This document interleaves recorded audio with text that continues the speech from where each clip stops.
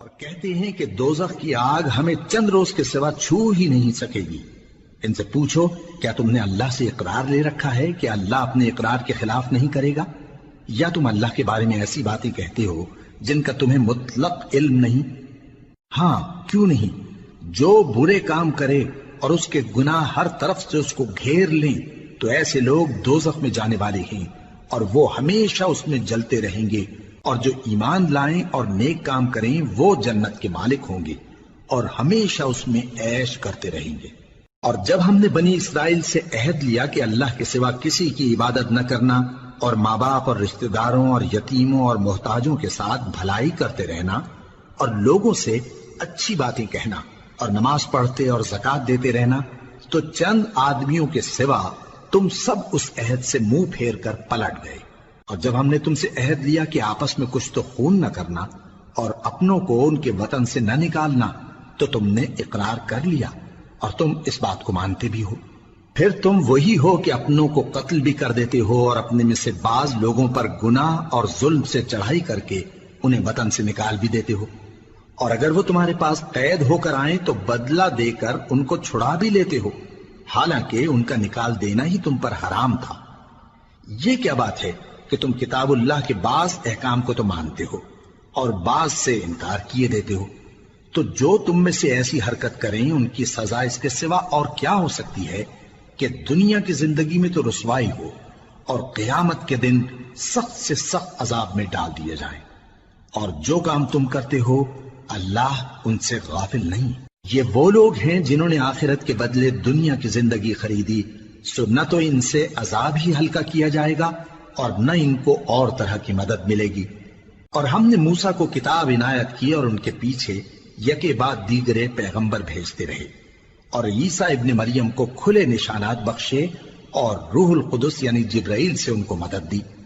تو کیا ایسا ہے کہ جب کوئی پیغمبر تمہارے پاس ایسی باتیں لے کر آئے جن کو تمہارا جی نہیں چاہتا تھا تو تم سرکش ہو جاتے رہے اور ایک گروہ انبیاء کو تو جھٹلاتے رہے اور ایک گروہ کو قتل کرتے رہے،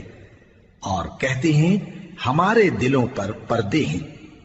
نہیں، بلکہ اللہ نے ان کے کفر کے سبب ان پر لعنت کر رکھی ہے، بس یہ تھوڑے ہی پر ایمان لاتے ہیں۔ اور جب اللہ کے ہاں سے ان کے پاس کتاب آئی جو ان کی آسمانی کتاب کی بھی تصدیق کرتی ہے، اور وہ پہلے ہمیشہ کافروں پر فتح مانگا کرتے تھے، پھر جس چیز کو وہ خوب پہچانتے تھے جب ان کے پاس آ پہنچی تو اس سے منکر ہو گئے، بس کافروں پر اللہ کی لعنت۔ جس چیز کے بدلے انہوں نے اپنے تئیں بیچ ڈالا وہ بہت بری ہے، یعنی اس جلن سے کہ اللہ اپنے بندوں میں سے جس پر چاہتا ہے اپنی مہربانی سے نازل فرماتا ہے۔ اللہ کی نازل کی ہوئی کتاب سے کفر کرنے لگے تو وہ اس کے غضب بالائے غضب میں مبتلا ہو گئے، اور کافروں کے لیے ذلیل کرنے والا عذاب ہے۔ اور جب ان سے کہا جاتا ہے کہ جو کتاب اللہ نے اب نازل فرمائی ہے اس کو مانو، تو کہتے ہیں کہ جو کتاب ہم پر پہلے نازل ہو چکی ہے ہم تو اسی کو مانتے ہیں، یعنی یہ اس کے سوا اور کتاب کو نہیں مانتے، حالانکہ وہ سراسر سچی ہے اور جو ان کی آسمانی کتاب ہے اس کی بھی تصدیق کرتی ہے۔ ان سے کہہ دو کہ اگر تم صاحب ایمان ہوتے تو اللہ کے پیغمبروں کو پہلے ہی کیوں قتل کیا کرتے تھے؟ اور موسیٰ تمہارے پاس کھلے ہوئے معجزات لے کر آئے، پھر تم ان کے کوہ طور پر جانے کے بعد بچڑے کو معبود بنا بیٹھے، اور تم اپنے ہی حق میں ظلم کرتے تھے۔ اور جب ہم نے تم لوگوں سے پختہ عہد لیا اور کوہ طور کو تم پر اٹھا کھڑا کیا